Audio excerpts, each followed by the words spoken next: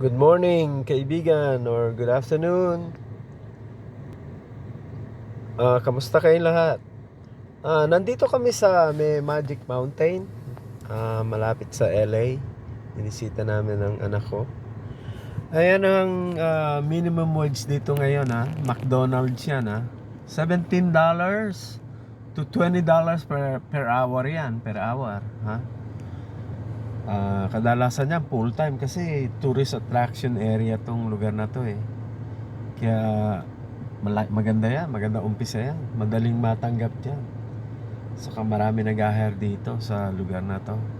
Kaya lang, ang problema dito, mahal ang mga pabahay dito, pati pag-upa. Mahal dito. Grabe, grabe talaga. Talaga isa sa pinakamahal dito, malapit sa LA ito, eh. Maraming Pilipino na tumitira dito.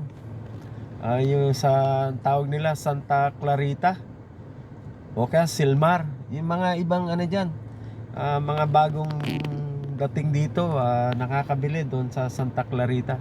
Okay? Okay, maraming salamat sa inyo.